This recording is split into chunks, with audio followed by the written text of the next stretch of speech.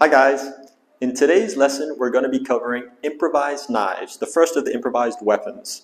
We do weapons early on because in a self-defense situation where it's like really serious, it's like the person is trying to do you serious harm, one of the best ways to deal with it is to get a weapon. Okay, so we deal with improvised weapons right at the front. And the most common is knives. And not just because it's a knife, right? A knife for improvised weapons is anything that has the shape of a knife that you can do with a stabbing motion about this size. And then the next improvised weapon will be a club. And so once it gets to the size of a club, you switch the way you use it, okay? But the first one is a knife, and you can all picture a knife. And different types of knives could be even like scissors, a screwdriver, even something that's not a blade, like this wooden spoon, okay? I could use this as a knife. I could also use it as a club if I wanted. So some things you have a choice, and it just depends on the situation and what you feel more comfortable how to use it in that situation. So how to use a knife, right? The first thing is to make sure you grip it properly. And it depends on the style of knife. Sometimes you get these knives where you don't have like a little bevel edge here. So you got to think that when you're stabbing something, okay, I know it sounds brutal, but just bear with me. When you're stabbing something, you don't want your hand to go over into the blade, right? So make sure you get a good grip. And so basically you just put it in the palm of your hand and then grip it, right? And grip it hard, strong. And a lot of people will say don't grip it too hard, which is fair enough, but as a beginner, it's better to grip it harder than not hard enough, okay? Because first of all, you don't want your hand to slip. Second of all, you don't want the person to be able to take it off you, because once they get it, you're in even more trouble, okay? So you've got your knife. Now you get into your stance. It's always the same, right? You just put your foot back, good stance, get low. But you want to get lower, okay, with a knife, because what you want to do is protect the knife also, because you don't want it to get taken off you, okay? And all you're going to do is stab. Stab, right?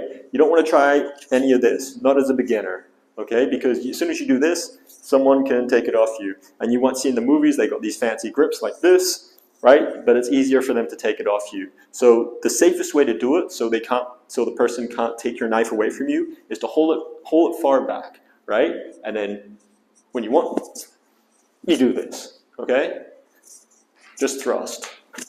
And then practice on the other side too. But to be fair, okay, so in yesterday's lesson, I said that you should always have your strong side forward. This is the exception. There's always an exception to every rule. This is the exception to that rule. Your knife's in your strong hand, but because you want to guard it, you put your strong side back, okay? As you can probably tell, I'm right-handed, right? But if you're left-handed, it's the other way around, okay? Okay, your other hand is up for protection, okay? So that's a knife. Now, one really useful tool is a tactical pen. And you can buy like fancy ones on the internet or whatever, but I like to use just any standard stainless steel pen, okay? You can see that this one that I've got, it's a zebra, right? And it's just stainless steel, one part, and the other good thing about it is it's actually really nice to write with, and it's refillable. So not only does a good tactical pen have the qualities of being a good weapon, it's also got the qualities of you're going to use it as a pen, right? And the good thing about this is you can take this anywhere. This gets through security everywhere. Okay, even those tactical pens that you buy online, some of them look a bit rough, you know, like security won't let them through. So this is just a normal pen, no one's going to think twice. And I carry this in my pocket everywhere I go, right? So how do you use a tactical pen? Someone's coming up, you think they're going to threaten you, you can just take it out in your pocket nice and fast, and then stab, and that's it, right? You just draw and thrust. So what you got to practice is the draw and thrust.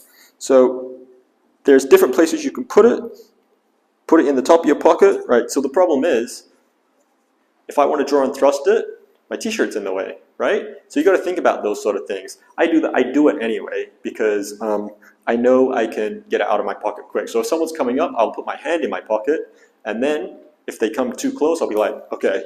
And notice the grip. The grip is actually the grip I told you not to use with the knife, okay? Because it's a pen, it's a bit different. So I want to be able to put my thumb on there and then stab, stab, right? So all you want to do is practice that. So practice the draw and stab, and you want to do it fast. Okay, if you draw it out and go like this, it's going to work anyway. And so where do you aim for? Well, to be fair, anywhere, right? And if the person grabs you, aim for their hand. And if you want to do serious damage, you can aim for the eye. But I mean, just be careful of what you do, because you also got to think about the law, okay? But in a life or death situation, to be honest, you just want to incapacitate, put the person on the ground, right? And then try not to kill them, obviously, because then you'll be in real trouble. But you want to damage them so they can't chase after you, okay? And that's it for today's lesson. So practice the draw and thrust. You can practice using your footwork from yesterday with the knife, and if you want, use a blunt object as the knife so you don't hurt yourself, okay? But remember, the knife, you don't want to jump around so much either. So, and then the tactical pen, and that's it. I will see you guys in the next lesson.